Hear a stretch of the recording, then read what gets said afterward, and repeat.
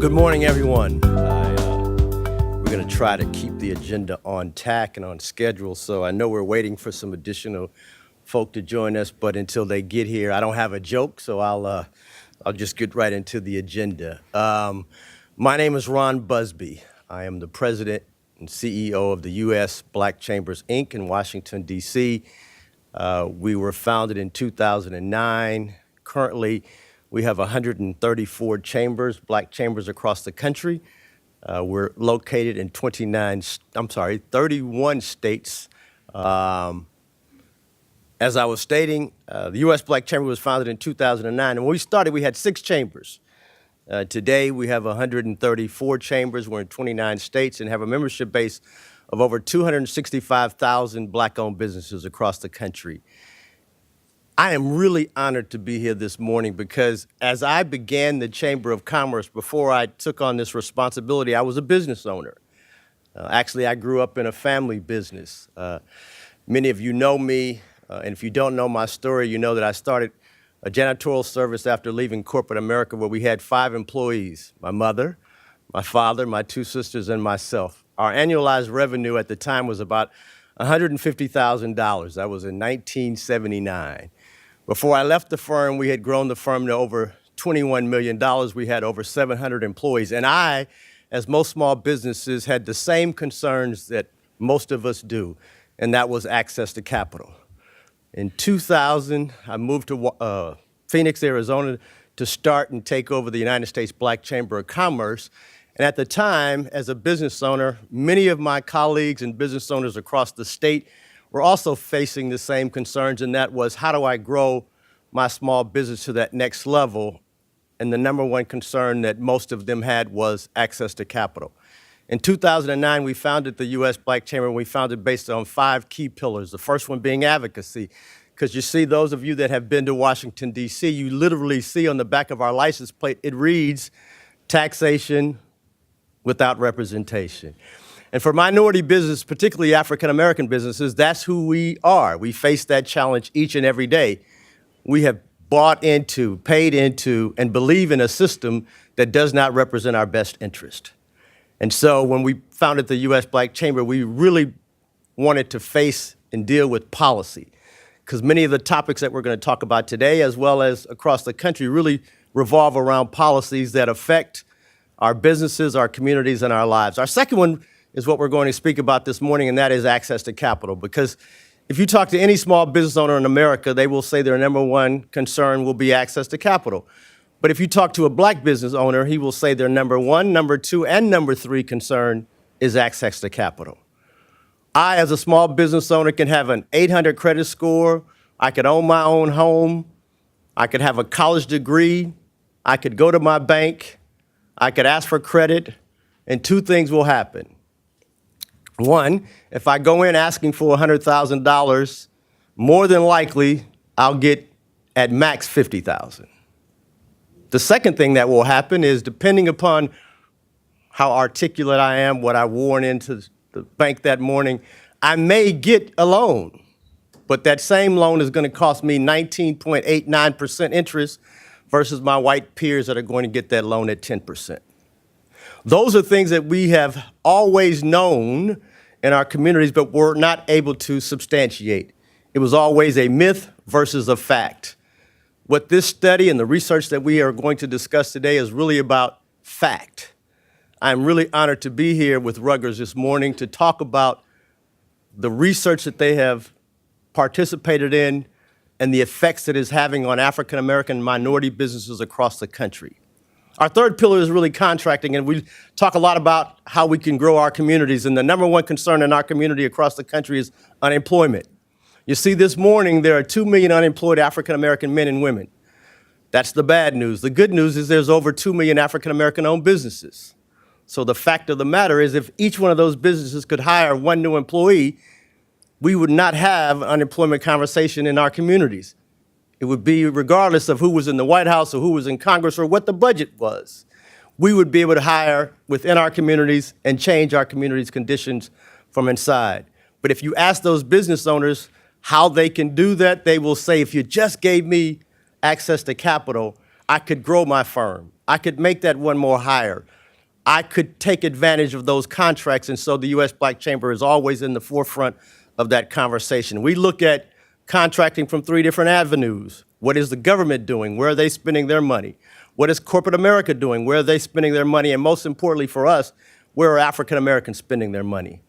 You see, there's a lot of talk about African Americans having over $1 trillion of spend power. But usually that's not African Americans having that conversation. That's usually people from outside of our community saying they have $1 trillion of spend power. How can we take advantage of that? We have to flip that conversation to say we have $1 trillion. How can we keep that $1 trillion in our community? Because you see, our Asian brothers and sisters, their dollar stays in their community 28 days before it ever sees anyone else's hands. Our Hispanic brothers and sisters, their dollar stays there 21 days before it ever leaves. But in my community, our dollar leaves within the first 6 hours. 6 hours before our dollar leaves our community, so we never have that chance to circulate it, to reinvest it, or to, most importantly, to make sure that we're hiring it and buying from our own communities. Our fourth one is entrepreneurial training, because you see, 90% of small businesses will go out of business within the first year. But when they have continuing education base, we have found that those firms prosper and do well. Like the survey and the study that we're going to be discussing this morning, we recently conducted a survey with Google, the U.S. Hispanic Chamber, and the U.S. Black Chamber. And there were some very interesting things that were proven in that. A lot of facts versus myths. Fact number one, African Americans do use the internet. We are online. We are investing. There's a lot of myths that go around our communities, and I'll end my story with this story that I like to tell a lot about my grandfather's business. You see, there's this myth that goes that white people's ice is colder than ours. And if you're old enough to have been around, you may have heard that myth. But you see, there's always some truth behind each myth that's out there. You see, my grandfather delivered ice, and he had both white clients and black clients. On each Saturday morning, he would get up and deliver the ice blocks to his customers. You see, before there was refrigeration, we used to have ice boxes, and you would get a block of ice delivered to you, and that block of ice usually lasted about a week. It kept your fruits and your produces and your milks and vegetables fresh for that entire week. And so his white clients got their ice 6 a.m., 7 a.m. each Saturday morning. By the time he got to his black clients, it'd be 6 p.m., 7 p.m., and sometimes close to midnight. So their block of ice would have melted down a little bit, got chipped away a little bit, and so their ice only lasted 5.5 days. You see, so there was some truth that went along to white people's ice was colder than ours. But I tell my grandfather, Daddy Ray, I said, well, guess what, Daddy Ray? Because of a black man, we created the refrigerator and the ice maker. So now today, I can get my ice crushed, cubed, flavored, filtered. There's no one ice that's any colder than ours. And when we as small business owners, especially minority and black business owners, see our ice, see our businesses, our products and services in the same way, we too can start to grow and prosper. I'm really excited about what's going to take place this afternoon, because you see, we talk a lot about myths, but this afternoon we're going to talk a lot about facts. And the fact of the matter is, there are some troubling signs that are going around today. There are concerns in our communities as well as your communities about what's happening in financing, what's happening in the policies of our country, and how we're going to not only get through these next 3 years, but the next decades, because the decisions that are being made today are going to have long-term effects. Regardless if you're a Republican or a Democrat, if you're white, if you're black, male or female, we have to come together to make sure that this country has sustainability.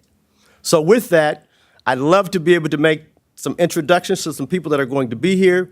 Before they come up, I'd like to bring up a good friend of mine, who will start by giving us some inspirational words.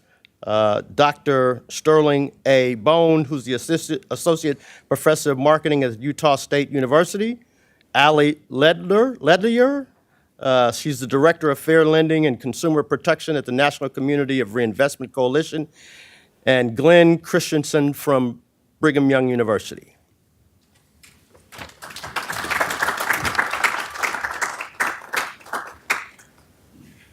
Thank you so very much. It's a real pleasure to be with you this morning and to share with you some of the research that we have just finished up. I just want to introduce our other two co-authors that are with us today.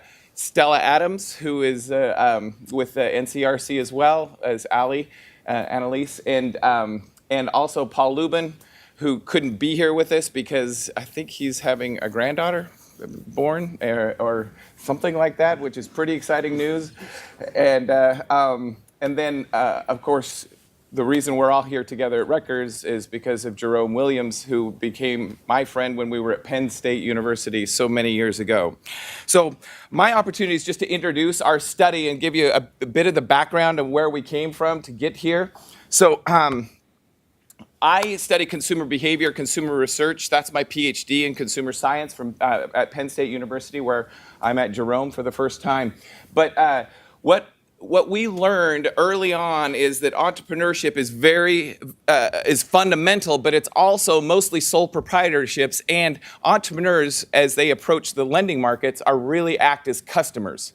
And their acumen, their understanding, their financial expertise is more that of a customer and a retail bank purchaser rather than a multinational organization with finance departments and well-trained MBAs and PhDs to help make financial decisions. And because of that, that's what brought us to this story academically, is that minorities act like customers in the marketplace. Not minorities, but minority entrepreneurs and entrepreneurs in general. With this limited financial sophistication, they can often make mistakes. We also learned that entrepreneurs in general, as a class, from a public policy point of view, are treated in policy as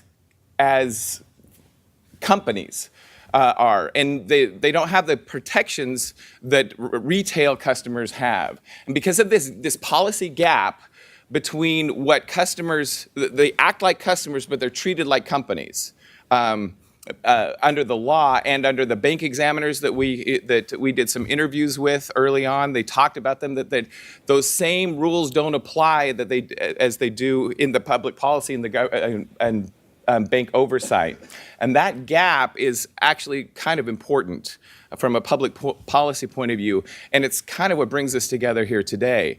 Also, so as we were talking about it as researchers, we realized that there's a bit of a double jeopardy scenario here where you have a protected class, where you've got entrepreneurs generally being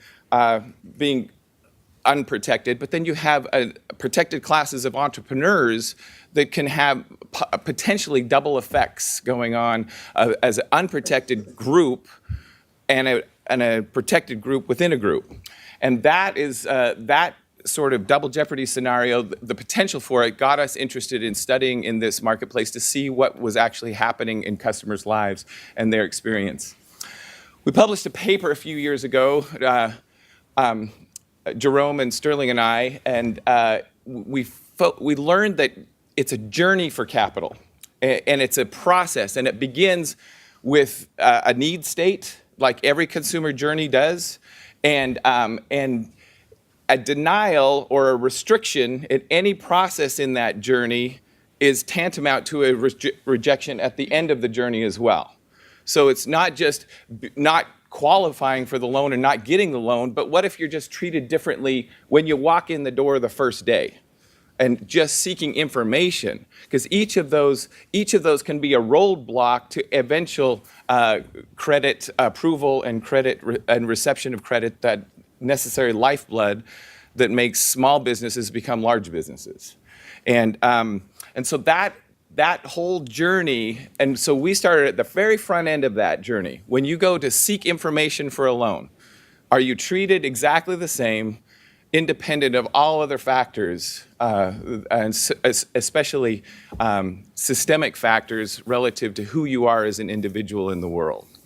So I'm going to hand it over here to Annalise, and she's going to take you through the public policy and further. Thank you. Hi, I'm Ali Lederer, and I'm the Director of Fair Lending at the National Community Reinvestment Coalition, also known as NCRC. NCRC has 600 members, and our mission is to increase access to credit and capital and banking. Within the department of NCRC I run is the Center for Civil Rights, and our mission there is to protect private civil rights. So small businesses are the lifeblood of America. As eloquently as Ron Bunsby had just said before, 99% of all firms are small businesses, and within that, 29.3% of them are owned by minorities. So the access to credit is critical to business success. However, as we had seen before in the previous research that Sterling, Jerome, and Glenn had done, and as we've seen in our own testing through this research, that there is barriers that exist, and these are big barriers. Again, 58.5% of African American entrepreneurs need additional financing, but do not access it because they're afraid that they are going to be denied. And this denial really impacts what they do. So in 2007, 2008, as we all know, the financial crisis occurred. And because of the financial crisis, Congress passed the Dodd-Frank Wall Street Reform and Consumer Protection Act. Two things came out of Dodd-Frank. One is the creation of the Consumer Financial Protection Bureau, or the CFPB, whose purpose is to supervise the financial industry and to enforce its laws, as well as to provide issues and guidance. One of the laws that came under the jurisdiction of the CFPB is the Equal Credit Opportunity Act, ECOA, or ECOA. So ECOA ensures that there is no discrimination on consumer or on commercial loans or credit interactions. One of the other things that came out of that was added to ECOA under Dodd-Frank is Section 1071. 1071 requires the Consumer Financial Protection Bureau to collect information on minority and women-owned small businesses when they apply for credit. So this collection has been on the books for the last 7 years. Nothing's been done until May of this year, when the CFPB put out a request for information, RFI, asking the public for information about the current environment for small business loans, as well as who should be covered under this law. This is the first stage that the CFPB is doing to enforce 1071.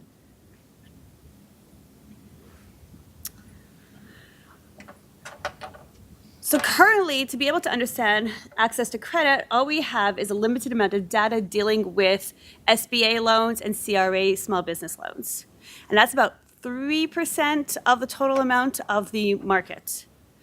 What we did is we did mystery shopping. And mystery shopping is to try and uncover unlawful discrimination based upon protected status. Under ECOA, the protected status is a race, color, gender, familial status, marital status, age, national origin, disability, religion, because an applicant receives public assistance, because an applicant in good faith exercised any rights under the Consumer Credit Protection Act.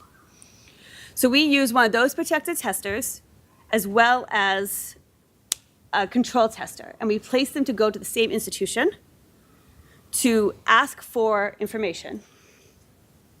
And when they're looking for the same, and then what we do is we analyze the information to determine if they were presented the same information, if they were required to provide the same type of information, and the level of assistance and encouragement.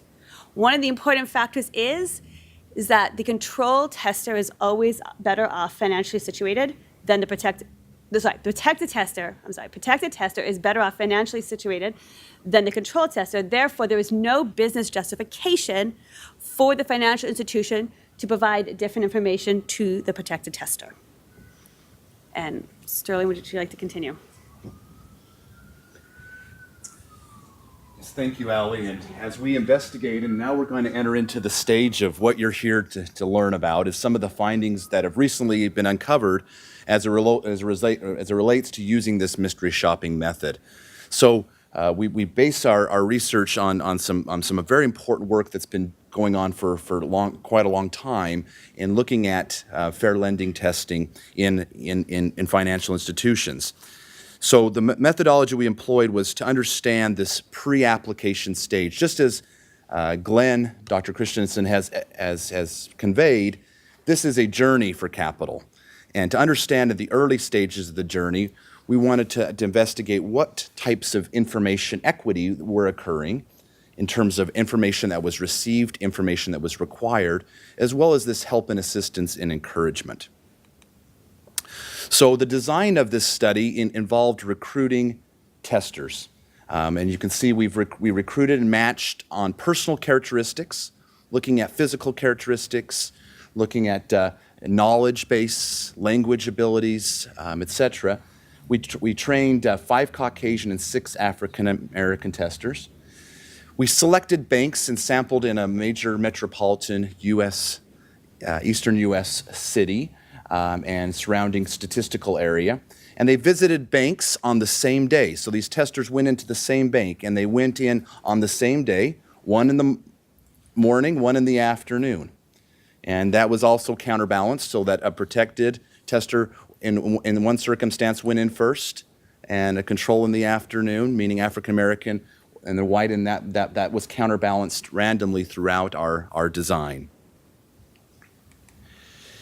They were inquiring about the same loan products. They had the same loan need. They came in investigating opportunities to secure financing at a very small level of $60,000 to $70,000. But as we've learned today and know so importantly in our communities, how valuable, important the $60,000 to $70,000 type loan is to infuse the lifeblood into these businesses.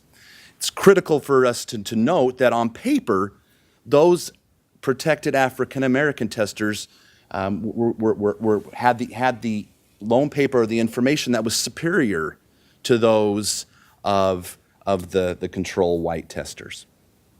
And this was done purposely as a conservative test, right?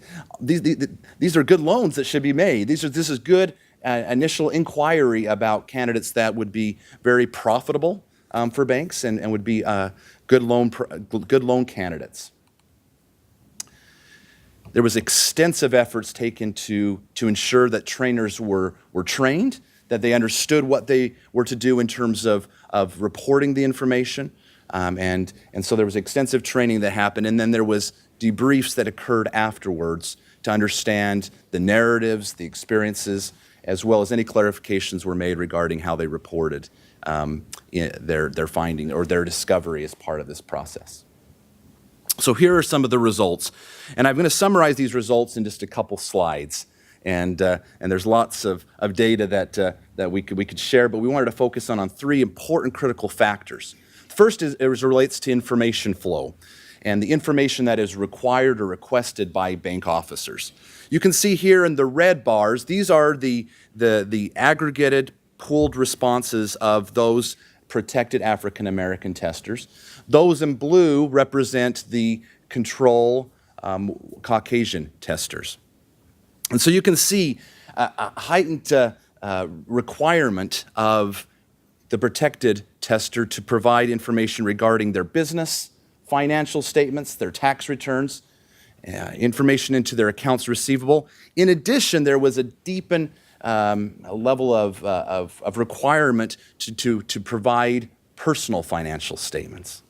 I'm still trying to think about what all those might be, right? That when I go into the bank, do I have to provide personal financial statements?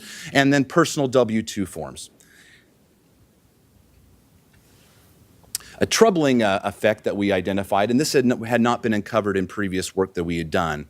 This was new to our research team, and something that was really troubling, disturbing, is that in the discussions that these testers had with bank officers, our protected African American testers were asked about their marital status. And you might be thinking that's just a small little piece of information, but this signals that there's heightened scrutinization. This is diving into the personals, and it's certainly illegal activity in terms of what is allowed under fair lending law.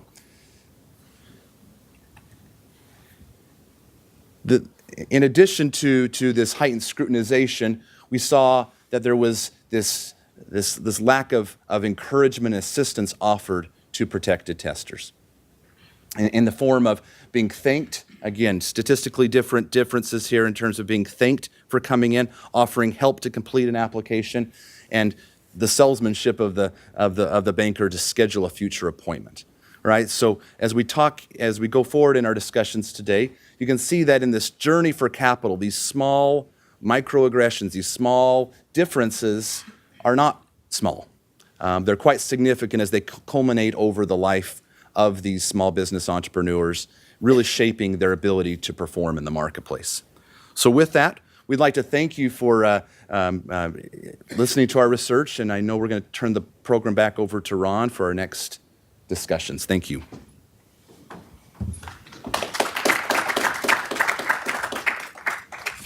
I'd like to start off by saying, wow. And I don't think you guys get it because many of us, either as business owners, have had some success. Because in our community, when we get loans, when we get credit, we just happy. We're just happy to get it. And typically what happens is we're paying twice as much money for it. But because we're happy, we'll take it. The second thing is I'm going in asking for $100,000. And typically I'm only going to get $40,000. So in a business environment, when you don't get what you really, really need, the chances of failure increase dramatically. So what happens? I go in, I get my $40,000. I've had to put up all my personal information, which means that now I have the collateral of my home, my wife's personal assets.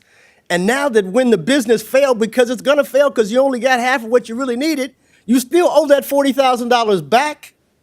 Now my white peer comes into the bank. The bank says, I got a great deal for you. I got a business that has clients, that has customers, that has already infrastructure. Here's $100,000. See you next week. Now I'm still held hostage for the $40,000 that I borrowed because I've usually used that to kind of jumpstart my business. So I'm still paying that $40,000 back. You still have the collateral on my home, so I can't start my next business, and I'm still paying back a loan that I don't have the money to pay back. So I'm doubly hit, and my wife, Pierre, has now taken my opportunity, my idea, and he's off and running. Second fact, the average African American is doing less than $74,860 a year. Let me say that again. The average African American business is doing $74,860 in annualized revenue. For those of you that are in here, most of y'all make that at your job. So you don't have the responsibility of overhead, health insurance, possibly hiring, because in today's environment, African American businesses are not mom and pops. We're mom or pops. We're single employer businesses, and we're just us, which means that I have the responsibility of not only taking care of my customers, but I also have the responsibility of taking care of my home and my family. These are things that I am really excited that the rest of the world knows that we have the opportunity to share and discuss this morning. So I'm really excited about the panel discussion that's getting ready to happen, and I'm hoping that this is going to be an engaging conversation. And for those of you that are here, also, please take this opportunity to ask questions because these are the experts that have done the work. So with that, I'd love to be able to bring up our good friend who's here on behalf of Senator Cory Booker, hopefully our next president. May you please come up and give us words on behalf of our state senator, Cory Booker. Good morning, everyone. My name is Gary Williams. I serve as a project specialist for United States Senator Cory Booker, overseeing his economic development portfolio in the state. As you know, the Senate is in session this week. Though Senator Booker is unable to attend, he appreciates the opportunity to participate in this important press conference with a statement read on his behalf. First, I would like to thank Provost Williams, Dr. Bone, Dr. Christensen, and everyone at the National Center of Community Reinvestment for their work on the Shaping Small Business Lending Policy Report. This comprehensive report provides a vital overview of the small business lending landscape and the challenges faced by entrepreneurs, particularly minority business owners. It highlights the importance and prevalence of racial disparity, which I've worked tirelessly on in the United States Senate, specifically on this Committee on Small Business and Entrepreneurship. Small businesses are the cornerstone of economic growth and a critical component to our nation's economy. According to the United States Small Business Administration, 99% of all U.S. firms are considered small businesses. While minority-owned small business account for 29% of small businesses throughout the country and employ over 4.7 million, they have been underserved by the marketplace for decades. Although minority-owned businesses have outpaced their counterparts in real growth over the last 2 decades, a higher percentage of minority small business owners are denied credit from banks when compared to their counterparts. This denial rate actively discourages minority small business owners from even applying for credit. As indicated in the report, minority-owned businesses apply for credit at a rate that is 10 percentage points higher than white-owned firms, but the approval rate is 19 percentage points lower.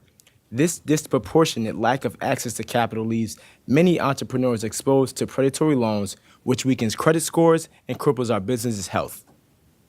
Racial disparity in small business lending is a detriment to our nation's economic growth and outright unjust. As a member of the Small Business Entrepreneurship Committee, I have supported and put forth policies to support increasing investment in our nation's small businesses. I've been committed to working across the aisle to develop policies that leverage America's competitive edge and innovation to build a stronger middle class. To further these efforts, in the Senate, I've introduced the Startup Opportunity Accelerator Act, better known as the SOAR Act, which directs $25 million in federal funding over 5 years to a growth accelerator fund, which would allow businesses to start up and compete for grants to help their businesses grow and thrive. My office has hosted numerous small business forums across the state for business owners to learn about federal resources available to them to help them grow, connect with other entrepreneurs to share best practices. Policymakers must continue to engage in a dialogue with the financial industry, regulators, and the public to discuss the social and economic benefits to help entrepreneurs. This report lays out compelling data and a story all too well known to our minority and women entrepreneurs. We must continue to be committed to supporting our business owners, not only to ensure fairness and equity in the marketplace, but to also ensure that the engine of the American economy has what it needs to keep going and growing. I am grateful for your continued advocacy and for the opportunity to join you here today, and I pledge to continue fighting at your side for equality and economic justice. Thank you.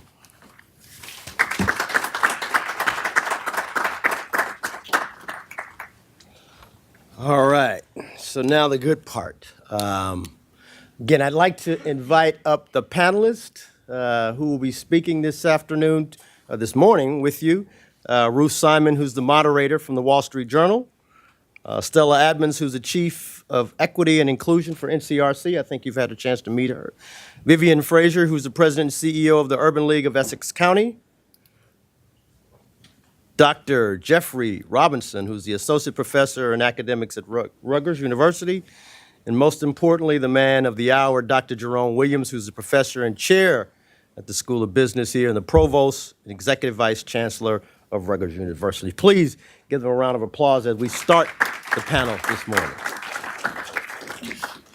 For white-owned firms, but loan approval rates were 19 percentage points lower, that 40% of non-applicant black-owned firms didn't apply for financing because they were discouraged, and that compares to just 14% of white-owned firms, and that among business owners with good credit, 40% of minority-owned firms received the full amount of credit they asked for, compared with 68% of non-minority firms. And before we discuss the study and its implications, I'm hoping that Vivian and Jeffrey can start out by telling us what they see on the ground. Vivian, can you talk a little bit about what you hear from the business owners you work with?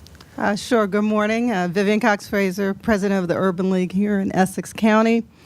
We are an affiliate of the National Urban League, and the National Urban League has 13 entrepreneurship centers around the country, and really we've served about 10,000 clients last year and saved over 1,000 jobs with that work. What we hear from clients is something that even as a small business, and I'll say the Urban League is a small business, I can attest to that, is that because of the financial recession, they've had a more difficult time accessing credit. and also because of many of the people that come into the Urban League's Financial Opportunity Center right here in Newark, they have interest in starting their own businesses because they don't have equity in their homes anymore because of the financial crisis. They also have difficulty demonstrating that they have collateral. And so what we see is many clients for African American businesses, they use their own personal collateral, their personal wealth, or either they're accessing credit on their credit cards. So then when they go into the bank, their credit scores are lower. So there's a double negative that impacts them around being able to access capital because, one, they're using their personal wealth, which has been reduced because of the recession. It impacts their credit scores because they've been accessing their credit cards to cover some of the cash flow issues in their businesses so that when they go into banks, because they don't have collateral and because their credit scores aren't as high as maybe other clients, they're also having difficulty accessing capital. Now, Jeffrey, you work with entrepreneurs and I think Vivian is speaking more to mom and pop businesses. What do you see in terms of access to capital for the entrepreneurs you work with? What does it look like? Well, first of all, Vivian works with more than just mom and pops. I know that for sure. Well, I guess I'm just trying to give sort of the two different sides. But it's all about what's the purpose of going to get a loan, right? You can have lots of different reasons if you are an entrepreneur pursuing a loan. You might be going for working capital. You need some bridge capital. You could be going for an expansion or to buy some equipment. You could be looking for a line of credit that helps you to fund up for a larger project. In all of those cases, the options that you have are very slim. When we talk about startups, we often talk about, just go to your friends and your family, and you'll find some funds that will allow you to do that. Well, some of us don't have those friends and family. They're tapped out too. Or they may be tapped out already, right? That's one part of the picture is if you don't have the friends and family to sort of give you some of that startup capital, then even after you've passed startup phase, you're looking for a little bit of more money. So what are your options? If you go to the traditional banks, after 2009, the regulators put some large constraints on the banks. Now, I don't say that the banks are blameless in this, but the point is that they were looking for lower risk. But the highest risk that you can have in terms of loaning out money is to a small business. So those two things are contradictory. And so, as you pointed out already, not having the higher credit scores and all these kinds of things impact it. And so then what's your second option? Your second option is you can ask for smaller amounts. And so here in Newark, and one of the programs we work with, we have a program here at Rutgers called the Entrepreneurship Pioneers Initiative. And we work with business owners who are already established. We help them to develop their strategic plans. And then we partner with groups like the Greater Newark Enterprises Corporation. They do microloans. Now, we call those microloans under $50,000, which a traditional bank would never touch. So under $50,000, under $35,000, there is a different mode for providing some of those funds, and that seems to work because there's technical assistance combined with the loans. They are working with people to build up the credit scores and to get them ready for those loans. But then the third option is horrible. The third option is non-bank financial institutions. And that by default, they are not a bank, and they are not regulated in the same way, and they can charge whatever interest rates that they want. And some of them are online, some of them are offline. Some of them are better than others. I don't want to disparage them all, but the fact is the rates are high, so over short periods of time, and it doesn't work for a long-term strategy for somebody who needs some of this working capital or capital to go forward. So therein lies the problem. So then, on top of all of that, those who do go into the banks, as we've seen from this report, have the other challenge of being a member of a minority group who apparently, in some cases, the banks are not willing to lend to for other reasons, or the process becomes much more difficult for somebody who is an entrepreneur of color. That's problematic. That's something that we can fix policy-wise, and I think that's why we're here today. Vivian, you talked about problems, or things that might be obstacles in terms of the financial profiles of some of the borrowers. But what's striking about this study is it suggests even when the borrowers are similarly matched or, in fact, might look slightly better on paper, their experiences are different. And Stella and Jerome, can you talk a little bit, each of you, about what the findings mean of this study as far as access to capital for minority borrowers, even if they look as good on paper? Well, one of the things that opened my eyes is it's not assets, but access. That's the real problem for African American and entrepreneurs. We presented people who should have qualified for a loan. They were given different information. They were provided with different levels of service, and this discouragement, as we find, based on what we found in the Federal Reserve study, this discouragement has a multiplier effect negatively on access to capital. It has a negative multiplier effect in terms of wealth generation. It has a negative multiplier effect in terms of job creation. We have 2 million 2 million businesses. If they created one job each, we wouldn't have some of the disruptions that we have in our community. And when the best of us don't get access, one of the things that was disturbing in the comments that were previously made is that when you talk about low risk and high risk wealth, the Fed study said that even when you had low risk characteristics for both, that the minority entrepreneur received credit less often. And if they did receive credit, it was partial and not full credit. And that just, and what was disturbing to me is in the high risk credit category, the non-minority entrepreneur was only 5 points off from the low risk credit option that the low risk African American had. So it is disturbing, and when we start seeing these differences at the entry point, and you understand the multiplier effect all through the process, this explains a great deal of the wealth gap and the job opportunity gap and the difference in wages and outcomes. Yeah, I'd just like to echo some of those comments. From my perspective as a researcher, what I'd like to see achieved is a level playing field so that everyone has equal access. Now, in the work that we've done, we've found that economic justice is very much tied to social justice, and the area that we've investigated, discriminatory treatment, falls in this area. Is there social justice? And when there isn't, then that tilts the playing field, and people who may have entrepreneurs of color who may be disadvantaged in certain ways to begin with, then trying to achieve economic justice becomes much more difficult. Now, if you look at some of the statistics, and I know Jeff has done some work in this area about minority entrepreneurs, who they actually hire.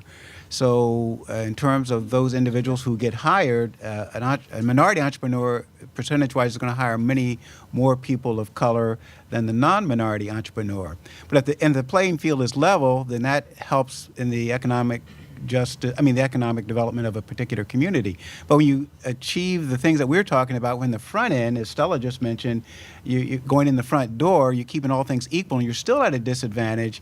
So that acts as a deterrent for economically and also for the development of the community. And from my perspective, that's very disturbing. Jerome, the paper also talked about, I think you termed it microaggressions that may or may not have been statistically significant, but I think were of concern to you when we were having our conversation. Can you talk a little bit about those? Yes, as a psychologist, we deal a lot with issues of what we call microaggressions and implicit bias. And, if you go back several decades, you'll see that a lot of discrimination was very overt. It was very obvious. In today's environment, sometimes it's not as obvious. It's more subtle. And what happens, particularly with what psychologists are now terming microaggressions, is that it's the little things that count, and they become cumulative over a period of time. As an African American, if I'm giving a talk and somebody comes up to me and says, "Oh, wow, you sound articulate," I'm going to think, why are they saying that? They didn't say that to my white colleagues. Why he sounded articulate, and that I pick up things like that. And so African Americans and people of color, if they go into a bank and there are little micro things that are done, they pick up on that, and that becomes a deterrent as we said before, they don't have the confidence.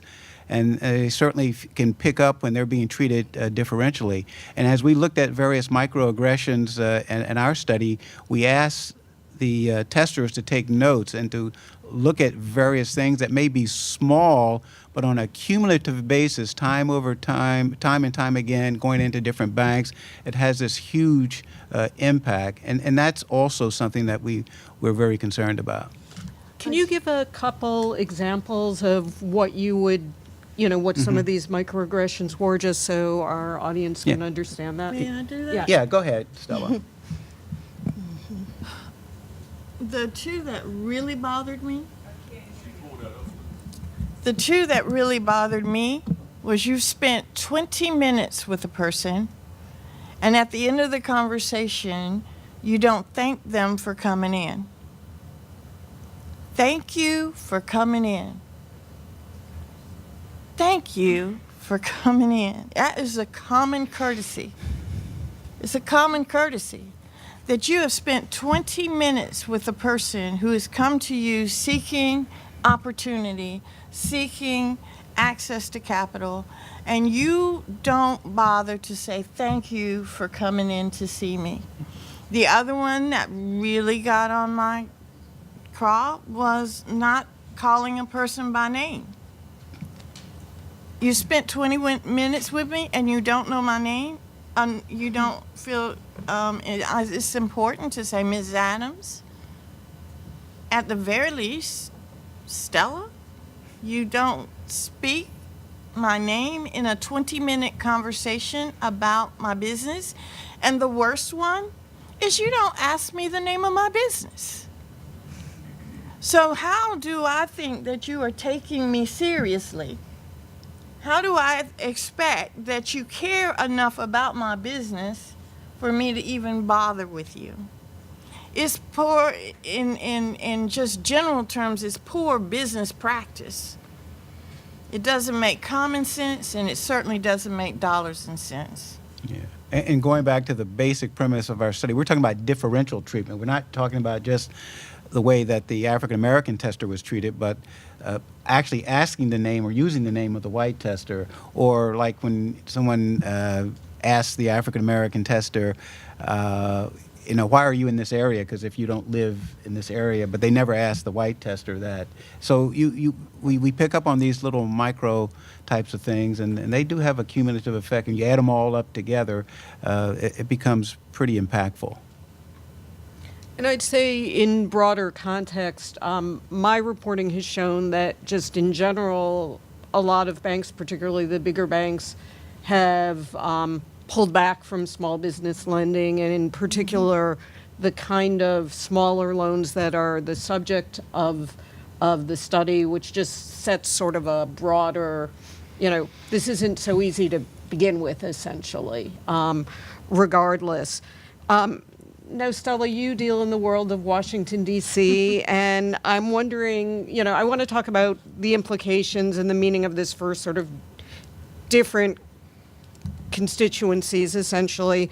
But I'm wondering what your policy recommendations are, and if you can put them both in terms of, what you would like to see, and also the current political environment in Washington, the rules on collecting data on gender and race and ethnicity in small business lending is the last thing in Dodd-Frank that the Consumer Financial Protection Bureau is taking up. Mr. Cordray, who runs the Bureau, has said he's going to step down. What would you like to see? What are you expecting to see? What I'd like to see is that this study and future studies and the information that came from the Federal Reserve would start a conversation towards actionable items, that we would get best practices influenced, that there'd be a commitment by financial institutions to increasing their lending to small businesses at that micro level, or that desired tipping point in terms of survivability for small businesses, which are loans between $50,000 and $100,000 that are done at reasonable rates and on reasonable terms, and that we get a commitment from larger financial institutions to get back in the game, because 99.9% of businesses are small businesses that have receipts under $1 million. The majority of those have receipts under $500,000. So if you're not in that game, you're forcing these businesses into stressors that are not necessary. So I want to get the big banks, the regulated banks, back in the game. And I want to get them back in the game with the right type of products. And so that's the thing that I hope comes out of here, that we need commercial loans, not home equity lines of credit, that we need business lines of credit, not home equity lines of credit, that we need access to capital in the same way that others do, and not utilizing credit cards to make ends meet.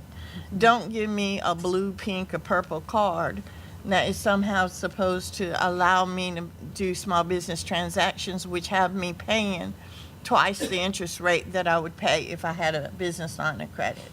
I'd like to see the data collected. One of the things that is critical to the National Community Reinvestment Coalition is we believe strongly that data drives the movement and that light disinfects.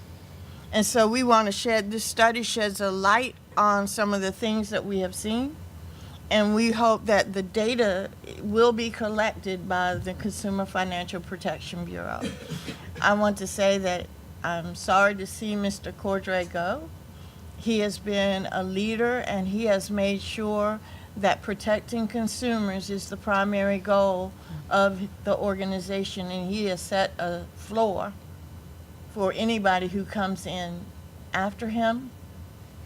And the professionals who work with him on a day-to-day basis will continue to be aggressive, and we hope that they will start, at the very least, enforcing existing law under the Equal Credit Opportunity Act, where we find this significant level of difference in treatment based on protected classes. I want to come back to the CFPB in a minute, but my other panelists, do any of you have policy recommendations that you'd like to share? Yeah, I'll start. Yeah, I echo Stella's concern and advocacy for collecting data, because I think it's important to set an understanding of where we are and to measure this and to keep track of it. Now, I will mention that our research, we're hoping to see it published in the leading journal in marketing and public policy, Journal of Public Policy and Marketing. It's under review now, and in that piece, when it comes out, there will be a companion piece. And so the editors wanted to see all sides of the issue. So there are some that are advocating, well, this is going to impose a burden on record keeping and trying to collect more data, et cetera. And then we're also asking the CFPB to come in with a statement. And so when our research is published, we hope to have somewhat of a viewpoint from some who would say that this would be a burden, would have a viewpoint from the Consumer Financial Protection Bureau, and we'll have our research. But I think our research is important, because if the playing field is level, as I said before, then there wouldn't be as much need for this. But we're demonstrating that the playing field is not level, and in my opinion, the only way to make sure that we get back to that is to collect this data, to monitor it, to make sure people are complying. And without that data, we really can't assume that the playing field is going to continue to be level. Anyone else? I think there should be some changes at the Small Business Administration, and really, I think about 2% of the loan activity from the Small Business Administration goes to black businesses, where 70% of it goes to white borrowers. And in our communities where we have suffered from decades of disinvestment, I think it's not about just an equal playing field. I think it's about equity. And I think it's about addressing some historical cumulative disadvantage and that economic impact that it's had in our communities that should be addressed. So I think a level playing field is excellent, but we know that rising tides don't lift all boats, and our communities are hurting. Many of these big financial institutions were key to the financial fall that we had. In the community that we serve here in Newark, a lot of them had countrywide mortgages that were targeted in our communities. When we could have qualified for a fixed rate loan, people were getting subprime or loans with balloon payments and things like that. So I do believe in, we want a level playing field, and I really applaud the study because it really harkens back to like a lot of the fair housing studies when they had, mystery shoppers go in for housing. It shows that this exists for us in so many levels of American life, and that implicit bias is real. And that implicit bias has economic impacts for our community. So I'm really excited about getting the study out, but also really advocating for, the economic resources and the investment in disadvantaged communities. So this is a great opportunity to get that word out. Still, I believe the CFPB has said that they were starting to examine this question of whether there were differences in treatment of minority borrowers. Have you talked to them at all about that? Are they using testers or? They certainly have the authority to do that. I don't know that they have yet to employ it in the small business arena. But we have talked to them about our study. We have shared with them our results. They were quite troubled to see the marital status, which is currently unlawful under Equal Credit Opportunity Act. You can't ask the question. You cannot ask the question. It's an unlawful question, and yet 23% of the time African American testers were asked that question, and then of that percentage, they were asked what their spouse's income was, even though they qualified for the loan on their own. And so we believe that we are hopeful that education, that sharing our studies, sharing our findings, and sitting down with industry and regulators will change outcomes. But part of what the National Community Reinvestment Coalition does is that it serves as a private attorney general to file complaints if necessary, to make sure that people have access that they need to the opportunity to create jobs and to create wealth for their families and their neighbors, and to strengthen their communities. And discrimination is unlawful, and it needs to be enforced. So are you suggesting that this study might become the basis for some kind of legal action, or are you not there yet? Or No, the study, right, we're not there yet. What we want to do with this study is educate.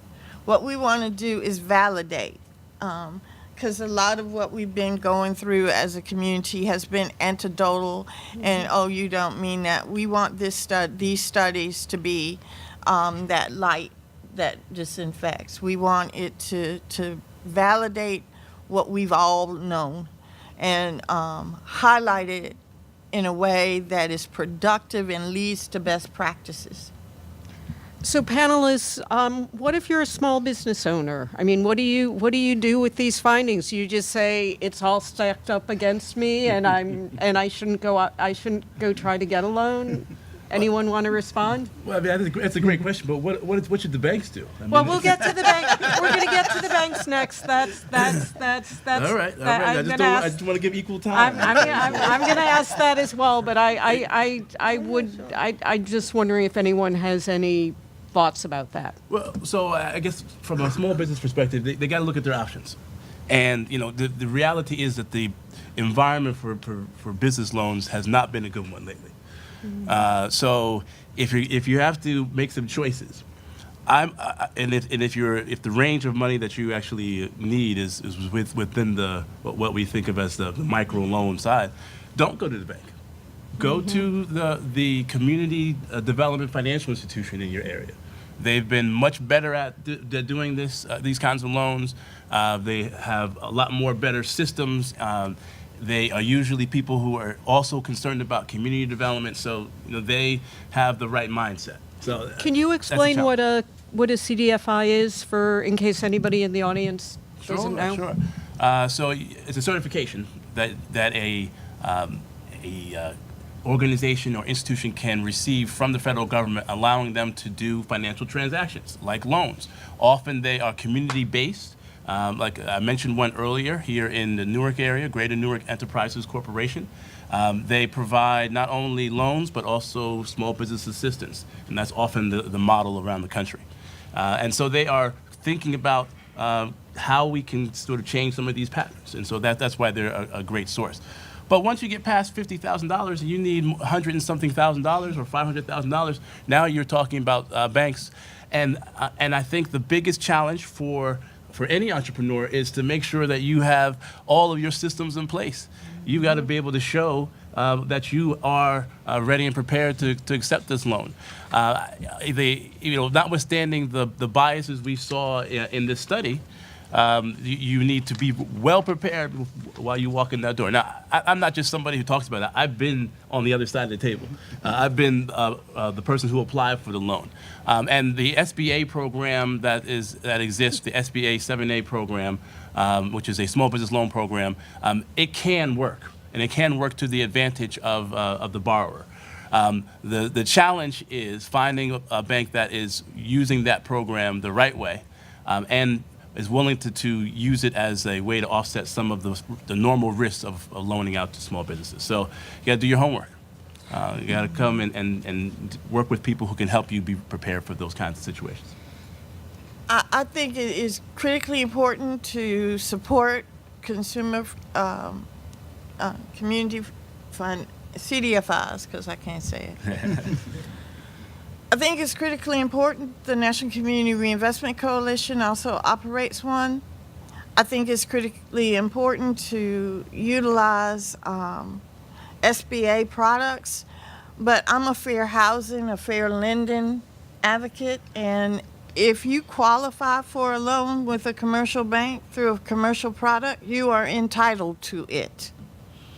And if you meet the qualifications, you should not have to go through any kind of different process than an entrepreneur would go to on their own if they were not a minority.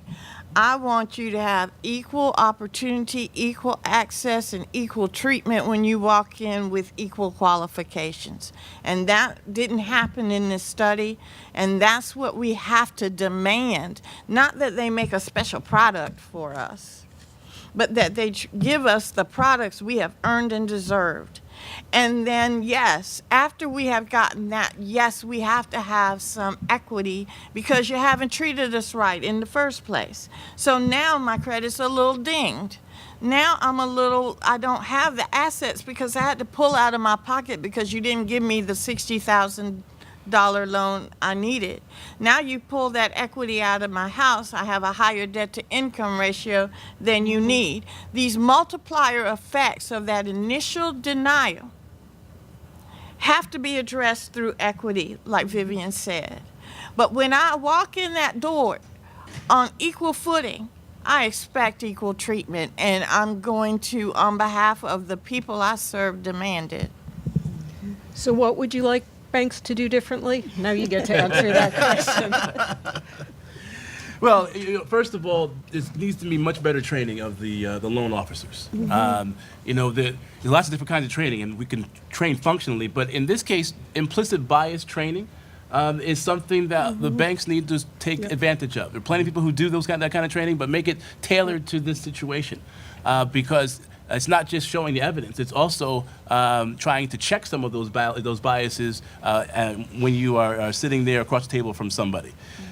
They should be doing some auditing internally. Maybe there's better systems in place to make sure that maybe there are two people who are working with a client, so that you can't get away with certain things and saying, oh, I never said anything like that, but there was somebody else who heard you say it.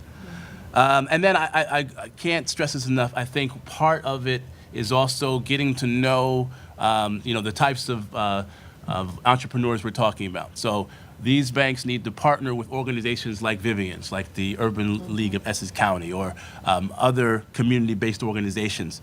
Work with some of the folks who understand the entrepreneurs we are talking about here today, whether they're African American or members of other minority groups or entrepreneurs in general. I really don't think some banks get what the small business goes through, what they're looking for, and why they need it. So I think those are some very specific steps that these banks could take. Does anyone else want to weigh in on that? Yeah, let me just chime in a little bit. And just sort of kind of building on some of the comments that have already been made. I really believe in the training that needs to be done. We're currently working with like retailers who in areas of consumer racial profiling, because they're very concerned about the way their salespeople treat customers of color when they come into the store. And we're doing implicit bias training. So there are those resources available.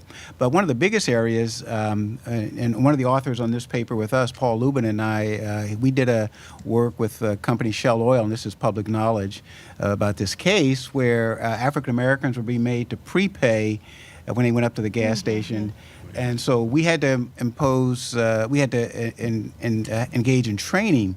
One of the problems in that case was that when a gasoline station owner would make an African-American customer prepay, and then when the complaint came in, nothing was ever done.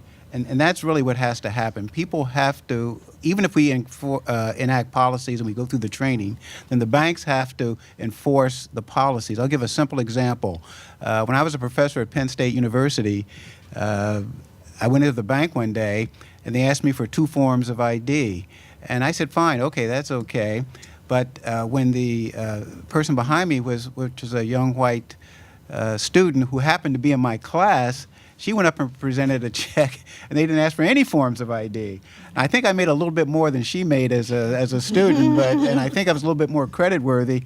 So I went to the bank manager, and because I was already doing research in that area, and I was very cordial about it, I explained why I was interested in this and the personal example. And he said, well, we give the teller discretion at the bank window, and she has to make a call, and she has to be accountable for the money in the drawer. So we leave it up to her to make that decision. And I said, well, what about if she's making decisions based on differential treatment based on race? I said, why was I asked for 2 forms of ID and my student was asked for none? And he says, well, we can't really do anything about that. That's just the way it is. And so I went to a higher level, and then they assured me that this was going to be dealt with and they were going to put people through training. The fact of the matter is, it's still, probably to this day in State College, Pennsylvania, it still happens because they didn't enforce the rules. And that's what happens. If I would ask for banks, if they go through the training, they go through the implicit bias training, and there are violations, they can't just gently tap people on the wrist. They've got to be strong about this. And this is what's happening with the clients that we deal with in the retail sector, where they're really being very, very stern about enforcing their policies. I'd like to say that one of the things I'd like to see, I think, around the education for entrepreneurs even, so clients that come into the league, their relationship with their bank is just with their personal depositor, like they make their deposits. They don't have a relationship with the business lender or other people in the bank. And so networking and building relationships is so important in all aspects of business and in most things in life. And so really having networking opportunities, being engaged with the programs here at Rutgers that they have, or the Financial Opportunity Center at the League, or even GNEC, it's through those networks that you build your relationships so that you can find out who maybe another business owner actually got a loan with. So I can tell you, the Urban League, I'm going to say we're a small business. And I had a period, I had a line of credit for 15 years I've been at the Urban League about 15 years, and for that 15-year period, I had a line of credit. I didn't have a CFO for a period. I had gone through a period where I had some staffing changes, and at that time I was going to get my line renewed. The bank decided not to renew the line of credit. And the Urban League is a $5 million organization, decided, and I won't name the institution, but it was big, decided not to renew the line of credit. So then I found out that the line of credit was also attached to my mortgages. I learned something about UCC filings, and even though I had property with a lot of equity in it, well, those were now tied up with this line of credit somehow, which meant I couldn't access another line of credit from another bank.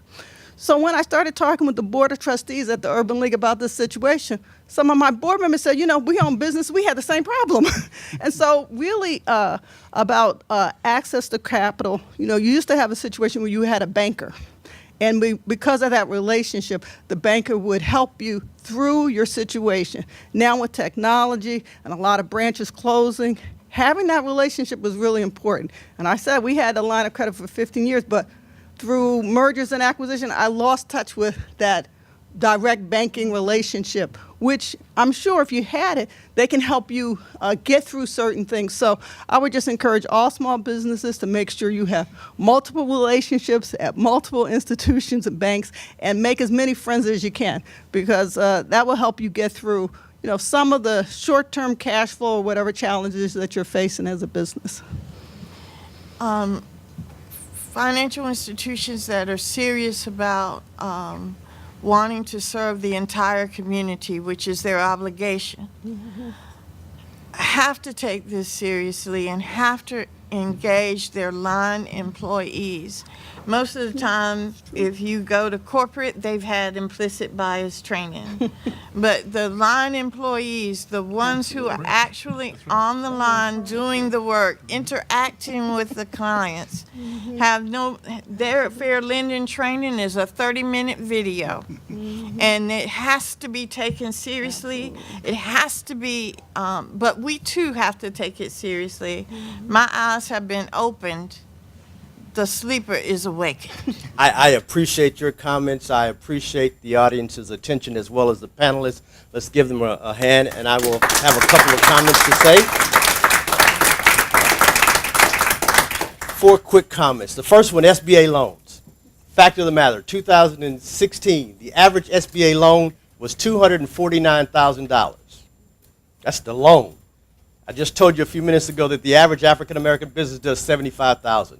If we quadrupled in size, we still wouldn't be a good loan to the SBA. So that ain't really an option, because in this administration, they want to increase the average size loan to $250,000. So as great as SBA is, we got to focus on other options. Second option, we asked one of our business owners to come up here and speak to you guys this afternoon. She's about a $5 million business, and I said, hey, we want to talk about some discriminatory practices. And her comment was, I've never been discriminated against. You know why? I bank at a black bank. So I appreciate your comments. You see, there's an organization called the National Bankers Association. There's 20 black banks in the United States currently. Bad news is if you took all of their assets combined, they'd still be smaller than the 5th largest Hispanic-owned bank. Not one of our banks has $1 billion in assets. So when you go and ask for funds, we have our challenges on top of that. They're being more scrutinized than the banks in the majority community. But we got to start there. So the U.S. Black Chamber says, let's put our funds in black banks. The largest banker in our community is churches. You can go to any church on any Sunday morning and know by the time they leave, they're going to have collected assets. But you ask most of those churches where they deposit those dollars on Monday mornings, and they will say majority banks. Now, I was a key usher at my church in Phoenix, Arizona, so I got a chance to see how much money we collected on Sundays and how much we deposited on Mondays. And average Sunday, we were getting close to $1 million. Now, like most churches, we always had that building fund, you know. We're going to expand the church. We're going to build a new tech center. And so we went to our bank and said, hey, we want to take out a line of credit. And you know what the bank said? We don't make church loans. take church But we take church deposits. So you know what we did?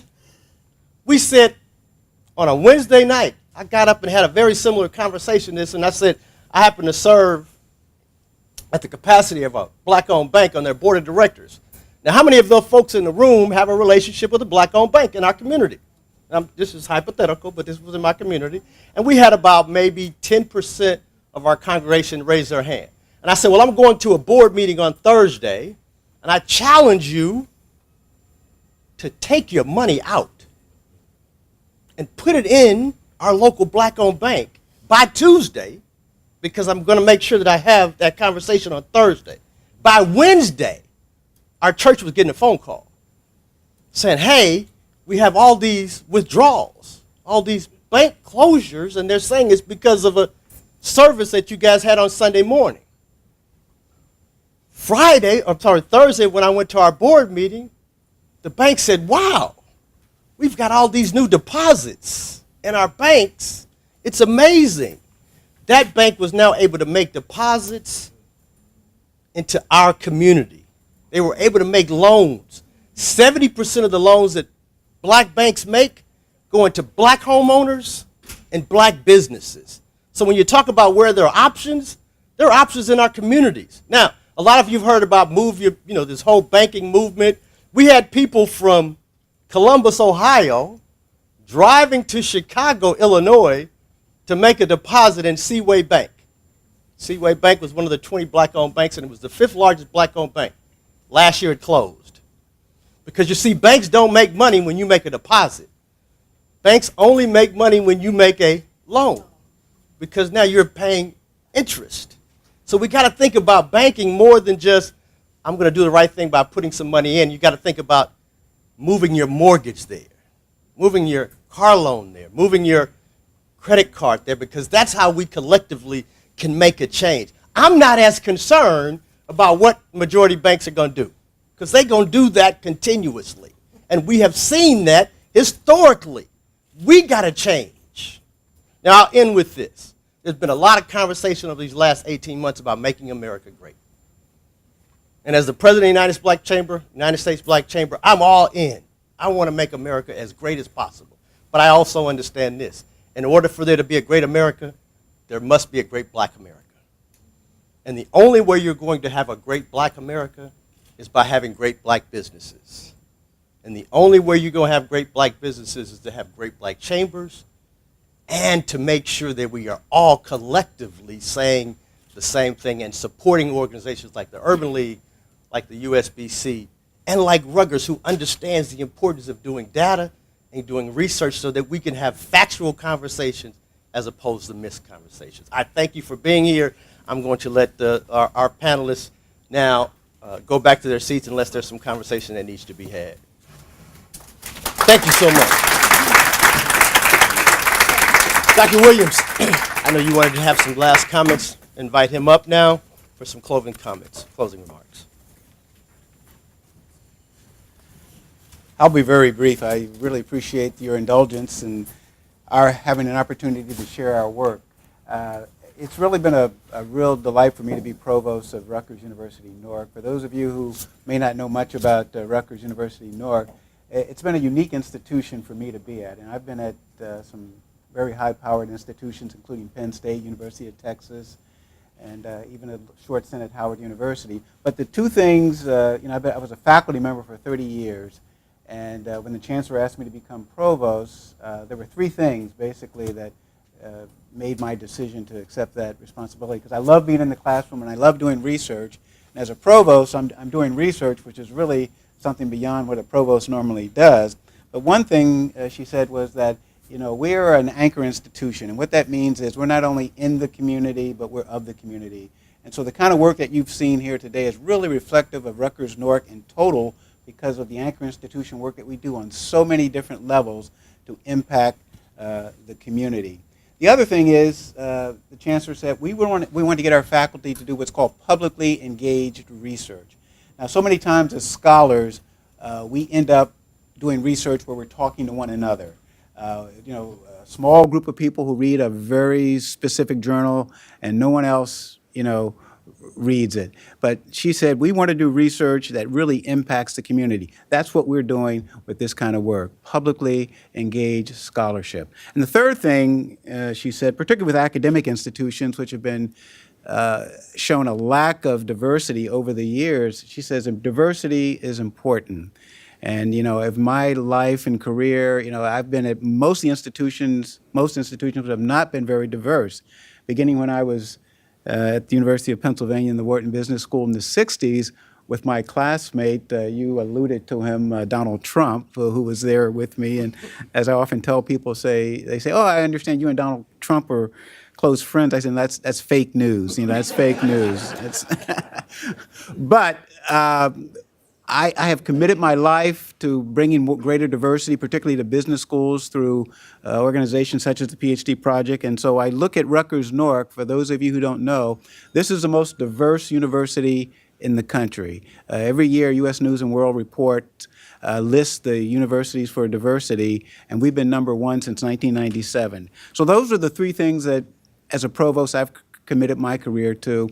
And I think this type of an event is reflective of all of three of those things. So I really want to thank you for being here, being a part of this, and I'm grateful to all my co-authors and the NCRC and all the people that work with us to pull this together, and the community organizations and the Black Chamber. So thank you all, and we appreciate your coming, and have a good day.